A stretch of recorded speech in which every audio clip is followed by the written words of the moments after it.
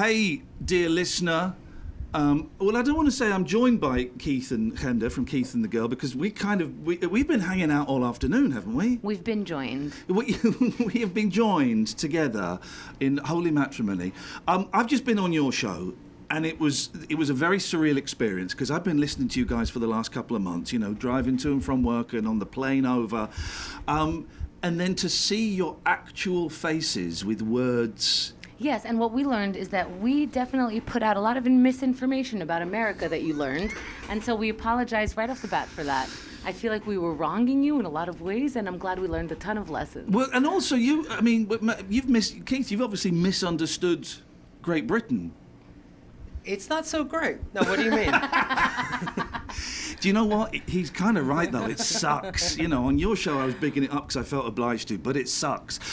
We should say, because there will be, get this, there'll be some people who don't even know who you guys are. I know, it's outrageous to think that. But Keith and the Girl is the podcast, and it's been going for like 12 years or something. Keith, your favourite question... What got you into podcasting? I'm joking. You've just read out a brilliant interview request, and it's all those. So, who are you? What's your name? Yeah. When did you start? But I will tell you, Chemda's brother knew about the technology. My brother did separately. They happened to tell us about it, and we looked into it and started. Because you were what they call early adopters. Because yes, 12 years ago, it was not many people were doing it. He always downplays that we actually started the podcast for him and not me, because I'm sure that feels weird with the title of the podcast being called Keith and the Girl. It seems like he's very dismissive of me, and he is, and that's why I'm here on your show.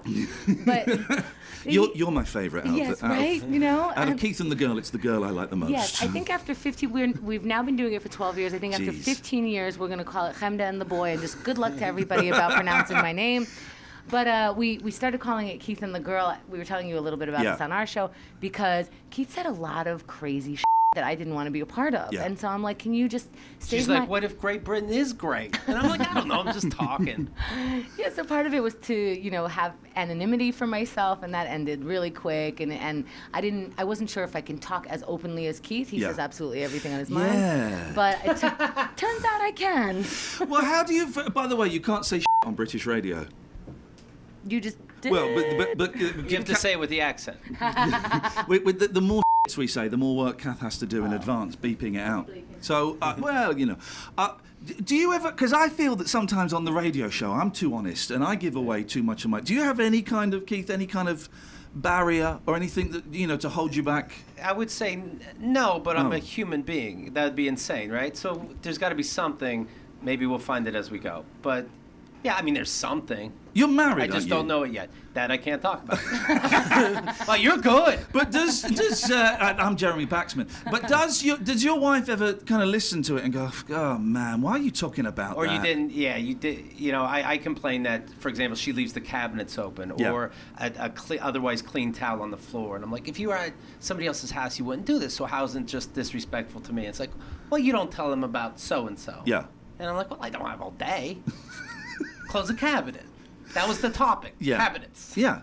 And she left the cabinet open. She loves leaving it open. It's got to be passive aggressive. I think a divorce is on the cards. It's got to something.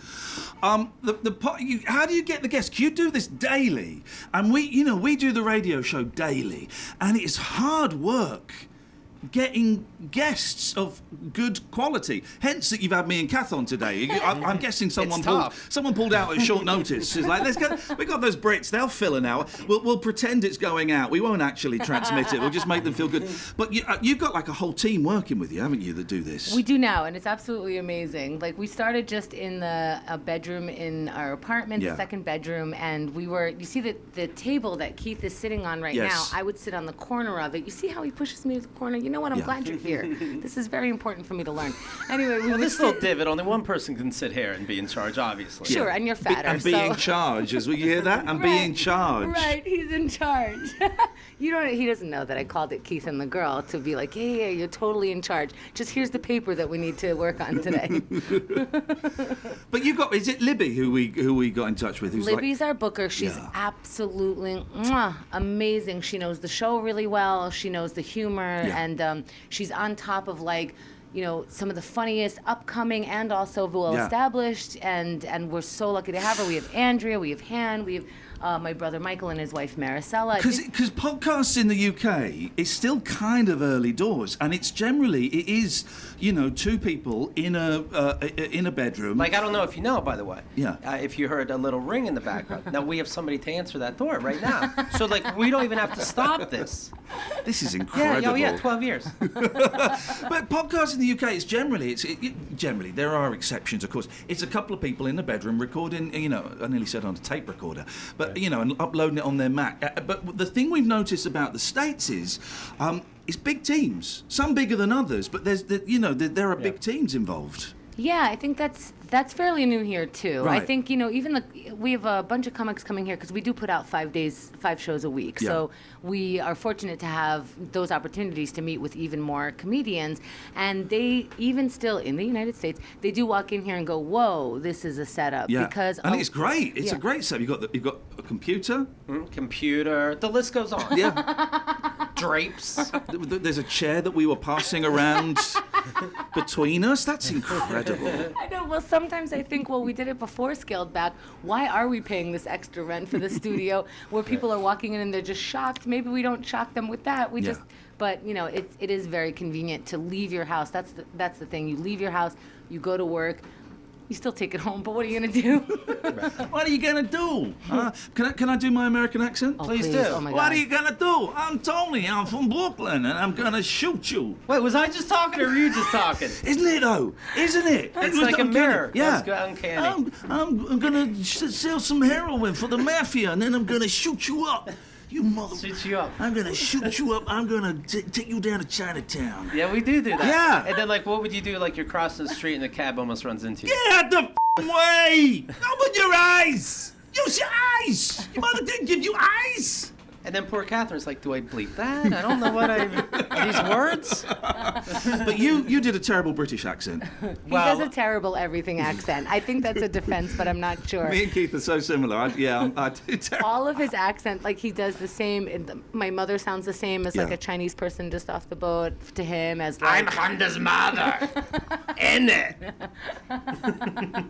My mother's from Israel, but whatever.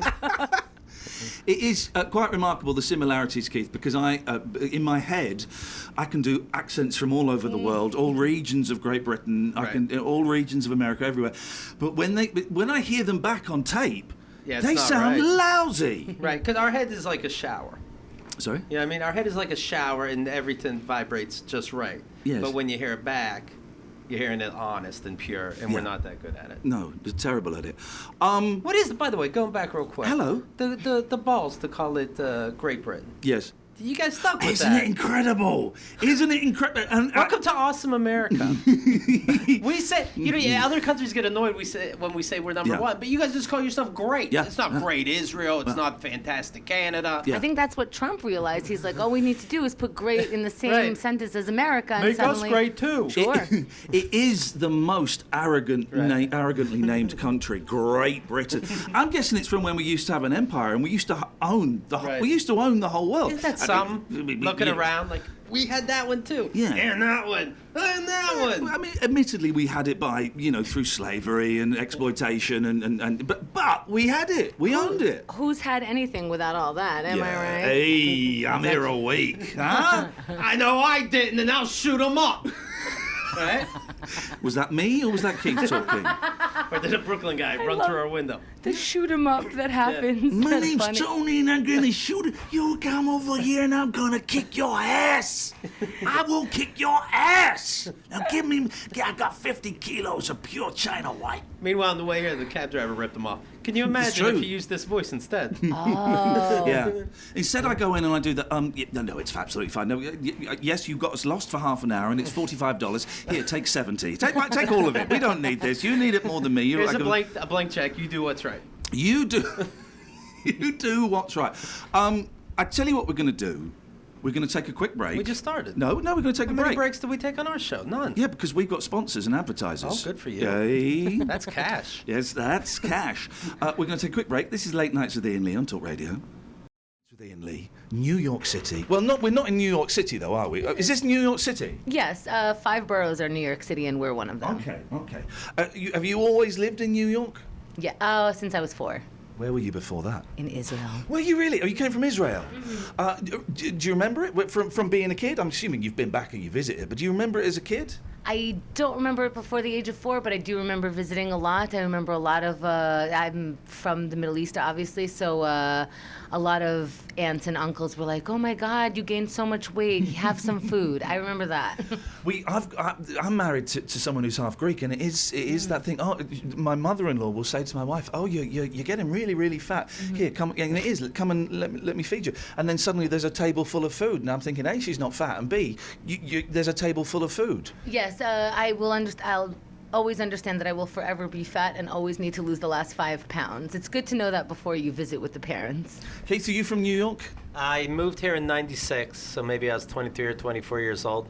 It was right before our mayor at the time, Giuliani, really cleaned up the city. New York was a tough place. Yeah. What's now a Burger King or a Disney store was a porn shop, was a porn theater. You walk in and jerk off.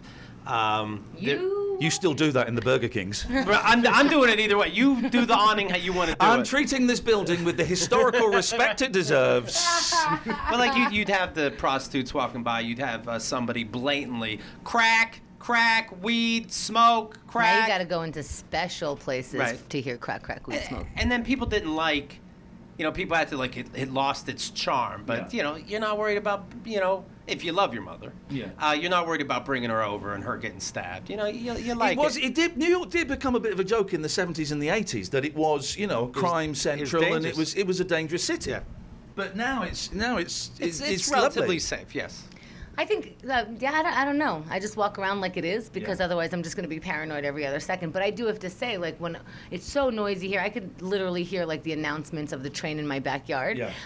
But when I go to rural places, when I go to a place where it's just quiet, I freak out. I just know that that's the place where someone's going to jump out of the bushes and stab me. Yeah. Here, I just feel like there's too many people to be doing anything. Everyone here is nicer than in London. London's very cold, okay, in terms of contact with other people. And when we're on the tube, everyone looks down. When you're walking down the street, everyone looks down. No one makes eye contact. And people in the service industries, people behind counters or, in shops, they can be quite surly. But everybody here is amazing. Is it because you guys, when it comes to the service industry? Yeah. And I'm not a fan of, I think tipping should be part of the bill, but is it because they're going to get paid the same? And here, we beg you. Well, I don't know, because it's kind of expected that you tip a black cab driver as opposed to an Uber. When I say black cab driver, I don't mean he's a black... Jesus Christ, you guys are evolved. You could just say that? I don't mean it's a black gentleman. I mean the colour of the cab is black. Okay, all right. So it's kind of... But even then, they'll still be quite rude to you. We have lots of black cabbies listening, of course, and I'm not speaking about you guys. But, I remember once me and Kath got in a black cab, and the guy he argued about where I lived. Mm-hmm. He didn't believe that the address I gave him was in where I said it was. And he just went, "Get out of my cab." And we went, "What? Get out of my cab. I don't want you to. You go on, get out. You're trouble." And so there have been occasions when they can be asses. But yes, they don't sound like you in a place where nobody sounds like you. Yes. So your cab driver here can tell that you're foreign, but you also speak English, which they enjoy based on their racism. And so they're like, "Oh, to us here, your accent is charming and you're smarter than we just assume that you're smarter." So you might be getting a different experience than other people. Also, I noticed New Yorkers, and I try not to do this, but when we see people looking at a map, we're just like, "I'll help you." Right. We don't know where we're going either. We look at a map all the time, but we're like, "Yes, I know which way that is." And I've seen people give wrong directions just so they're New Yorker and they refuse to believe that they don't know where they are. But it's a big system. I'll be looking around, obviously confused, and somebody will say, "Well, you're comfortable enough to be here. Let me see what you need. Where are you trying to go?" And I'll go, "Just north. I'm trying to go uptown." Like, where? Yeah. Like, north. Where are you trying to go? I'm like, I'm trying to go to the closest store. Okay. Yeah. So, which way's north? I'm like, I don't know which ways. So you had no That's idea. the thing. They start wasting your time, and you can't be like, you know what? I'm just gonna leave. I'm better at it now. I go, oh, yeah? Yeah, I'm good. I start walking away, and then it's coming. I don't think you're good. I'm like, I'm good. I'm great. Why is? Yeah, I have stood there like, I really don't need, nobody here knows, and there's like 2-3 guys trying to help me find the directions, and I'm like, you just admitted you don't know, and then they stand there going, oh, let me see. And I'm like, where are you seeing? Right. Let me see where. Right. You're not even opening your app. Like, where? Let me see in my brain. I'll find it. Right. Just chill out for a second. I would think it would just be a sexual thing, but yeah, it happens to me too. Yeah, no, I see it for like, if you have a fanny pack and are like looking at your You phone. can't say fanny on British radio. Wait, but are you being serious? Yeah, you can't say fanny. You can't say fanny and you can't say cigarette, No. right? But you know, And you certainly can't tie wood together. God forbid. but you know what fanny is? Your bum. No. Your junk, Your VJ. your vagina. Yeah. What? Yeah. Oh, that's right. Oh, I That's forgot. not sexy. Should I just say vagina or pussy? Well, just if Because we can- have clam, we Oh, have. for God's sakes, no, don't. Don't. We have kebab, but we don't. You could say love canal. You can say that, of course. That's romantic. Good luck editing this, Catherine. I was. Oh, I'm talking about your listeners, your fans. If you will, yeah. Have you got any kind of like? Most of them are lovely and wonderful and generous, I'm sure. And I know that you use Kickstarter and things, you know, and they support you and things like that. Have you got any, though, that take it a little bit too far, their adoration of Keith and the girl? Yeah, one insisted on marrying Keith. I thought that was pretty gross. I want to marry all my fans, but one beat me to it, beat everybody to it. We have people that You've just gone to the website. What's this? This is a list of Keith and the Girl tattoos. Oh. We have 142 Tattoos and brandings. Yes. Yeah. And this is this guy getting branded. These are the different Keith and the Girl tattoos. If you go to /tattoos, you'll see them all. And I could not be more flattered. I don't find that too much. Once in a blue moon, it does get too much. I remember in our old apartment, this kid. This is when we lived in the same place that the studio was running. This kid looked up our address. He walks past, and I didn't even know what it was at first. This kid, like 18 years old, walks past our window, a kitchen window. And the way he looked in and kept walking, I just found it weird. Like I don't know why, he wasn't just walking past our house. Then I hear a knock. Then I'm like, it has something to do with the show, I guarantee it. And I open the door. He's like, I listened to your show. My mom told me not to. I got kicked out of the house. And I just drove up from North Carolina because I got kicked out for listening to your show. he's traveling states. And I'm like, And I'm like, is that your car or did you take it? And he's like, I go, yeah, I can't. We can't take you in. You know that, right? And he's like, yeah, I know that. And I'm like, okay, so That's a tense situation to be in because he's built up in his head a relationship with you guys. yeah, and so I'm like, I don't know. So maybe you should tell your mom where you're at if you want. And he's like, yeah, I don't know. I'm like, I don't know. So give me your number. I don't know why. And good luck sleeping in your car. And then I can't help myself. Yeah. I end up inviting him back so we can interview him. I take his ID as if that means anything, like I'm contacting the FBI. You exploit him. We made him honestly, we made him take his pants off. He had his shorts on. No, we didn't, Keith. That just sounds creepy to joke about. And then had him. Did he actually make him take his? He had to have him around his ankle so he couldn't run away. Goodness. There's strife between Opie and Anthony, and he'll talk about it, not mince words. Still, he's of course, I guess, watching certain things that he says. But I love that we have somebody on from Saturday Night Live, and somebody did something on that show very controversial, and she's like, "Yeah, I don't mind telling my co-host you're an idiot for this," and I'm like, "Oh, I asked, but I still didn't expect you to really answer, and you did." And what you're saying isn't gonna change the world necessarily, but it's human. If you're human, those are my favorite. And but you're right. That is the joy of your show. I think is that there's something about being in this kind of studio. I say kind of studio, but it's very relaxing. And you two are very good hosts in that I mean, you're quite rude, Keith. No, but Good cop, but bad cop. it's but it is. It's a very relaxed atmosphere you set up here. You know, which is a skill to have. Well, thank you. I think the key is that I give each person a microphone because it could be unnerving if only the host had a microphone and just points it at somebody and goes, now your turn. Now, what you're saying here is my fancy equipment that I've been showing off. Going, this equipment's great. It's really fantastic. It's broken, basically. And I don't want to say it, but this isn't even recording now. I'm just too embarrassed to say, yeah, the lights are flashing and the things are happening on the mid, but I'm too embarrassed to say that this is actually not recording now. I did that once. I recorded an interview. There's a film reviewer in Britain called Mark Commode, who's brilliant, and I kind of had a man crush on him. And we got him in to pre-record the interview, and I said to my producer at the time, it wasn't Kath, I said, you go, I'm going to sort this out. Leave it to me and Mark, we'll sort this out. And we had this interview, and I recorded it. It was in a proper studio, and it was lovely, and we kind of bonded, and we got on really well. And then I sent the file to Eloise, my producer, to edit it. And she phoned me up. She said, Iain, what went wrong with the interview? I said, what do you mean? She said, well, I can't hear a word that Mark's saying. Did you have his microphone turned on? And I hadn't turned it on. So the whole interview is me going, so Mark, what's the best film you've ever seen? Oh, that's brilliant. You're so cool. I haven't recorded it. That's happened. That's happened to us for sure. Not that we didn't record it. I mean, it's definitely happened that we didn't record it. We happened to have backup, so that worked out. But we have lost the recording, or the recording corroded or something like that. One time, we asked the guests to redo the show right on the spot, and we redid. I think it was funnier because you had to like one up your joke without making your original joke a behind-the-scenes thing. You had to explain your original joke and then one up it. It was not a good time. But from now on, that's all we do.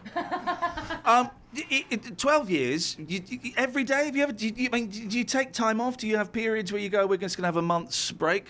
We didn't for years. At least I didn't. We didn't feel we had the right to take off. Wow. Christmas, everything. Christmas Day, sure, but no Christmas break, no Easter break, that kind of thing.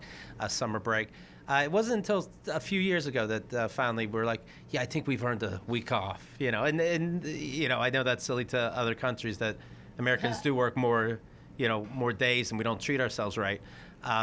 But we of course we'll take a little break here and again. But no, for the most part, it's 5 days a week for sure. KeithAndTheGirl.com, by the way, is the website. That's where people should go, and if they want to go and listen and watch and hear all kinds of stuff, and obviously on iTunes and all your usual podcast providers. You came to the UK. When was that? Last year? To the UK? No, that was actually like. Probably, no, it was more than that. It was like 8 years ago. When did you meet your wife? Oh, it's another test about my wife. Here we go. She was in Ireland, and we met in England. Was she a fan? Keith and the Girl show. She did listen, yes. Oh, now that to me is highly inappropriate. That is grooming. I don't know if you have the phrase grooming over here. But I didn't know I was grooming. Do you know what I mean? Like she wasn't in my classroom.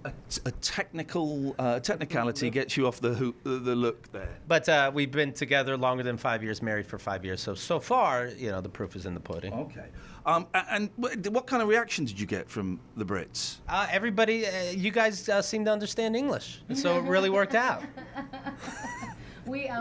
He really enjoyed your newspapers because your newspapers! Oh, wow. You're allowed nipples on there, and this is how American guys respond to nipples. Look at his face. Look at that. The glee. Look at that. That's 15-year-old Keith we're seeing there. What page is that? It's like you call it page 3. What page? Page 3 stunners, yeah. Yeah, I still remember page 3, 8 years later. Here in America, it'll be like, is this scantily clad actress too much? And it'll take up 5 pages. Yeah. But there's no nudity where you just go, we're going to start your day before the news. Brexit on page 4. Page 3, nips. Page 3, it's breasted. But what is great as well is the good ones. It will have a little story, and it'll be Keeley, 23, from Essex, thinks that it's great that Theresa May was re-elected, and she's looking forward to a coalition with the DUP. Yes, she is. Oh, she sure is. It is an incredible... every now and then there's kind of a movement to get rid of page 3, and I think it's been. I don't think the Daily Mirror does it anymore. There were 3 papers: the Mirror, the Sun, and the Star. And I don't think the Mirror does it. The Sun, Kath, does the Sun do? The Sun still does it, and the Star. This is what you have a producer for. Hey, Catherine, who has nips still? Hey, could you look this up? They were going to get rid of it, but it was a big publicity stunt, right? They changed pages. Thank you, Keith. They changed the number 3, so that instead of sitting up, it sits like a W, but it looks like a pair of boobs. They're that classy. You could jack out to even the page numbers. But also British papers, because the American papers are quite reserved in terms of the stories. We just publish anything. We don't care if it's true or not. But that's bull. I was about to say bull, the rest of it, but that's bull, and that's what the newspapers here will do. They'll write the full bull SH and then write a $ and then T. And we think we're being all conservative, but we're actually just making you fill it in. Yeah. So, in fact, a few decades ago, the male nipples weren't allowed out. Yeah, and men fought for that, and now they can go free on the beach. We are actually fighting for that. I would love to show you guys my nipple right now, but then Keith's head would explode. Fight for it! Well, we went to Times Square on Sunday, and there are women there with their nipples out. Well, because the law is that you are allowed to be topless in New York, no matter what. Wow. But we already have this culture of heckling and weird stuff happening, so, But we went and spoke to them, and they had their nipples painted, and I said, why are you doing this? And she said, oh, it's for feminism.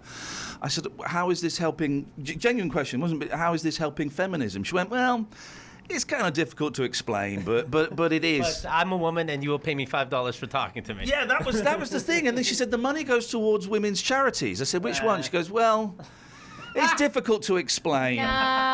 See, this bothers me so much. And normally, I've protested, and there was, a couple times where people are like, do you want to be on camera about this protest? And I say no, because I will not stand on a platform if I am not ready to, fully. If I was out with my titties, I'd have all the information. Yes. And it's a shame when you don't, but it's also a shame when you expect one 20-year-old to have all the answer for all of feminism because her tits are out. And I think, I keep saying, you can say tits, we're British. Oh, great. We love tits. You can say and look at tits. Yeah. Oh, tits. They just don't use the bathroom.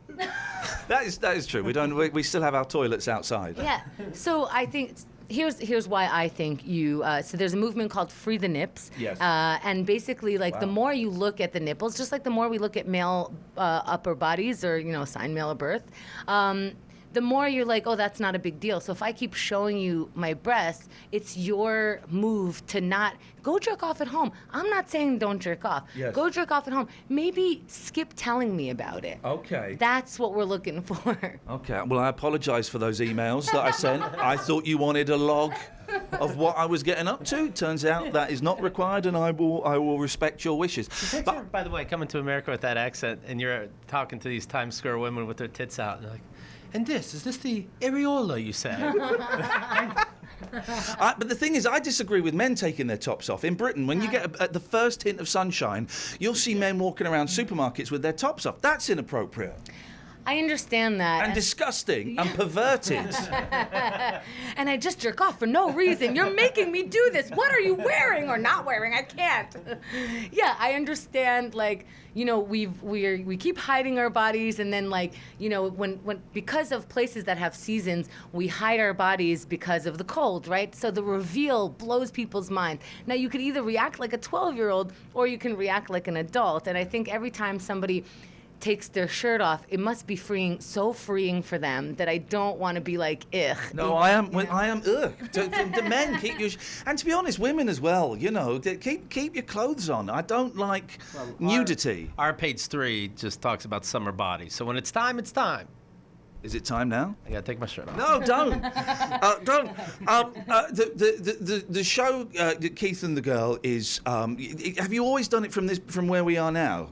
No, we used to be way further out. Can't believe the amount of comedians that trekked out there. Right now, I don't think we would have the balls to even ask them. Yeah. And balls in America means pleasure.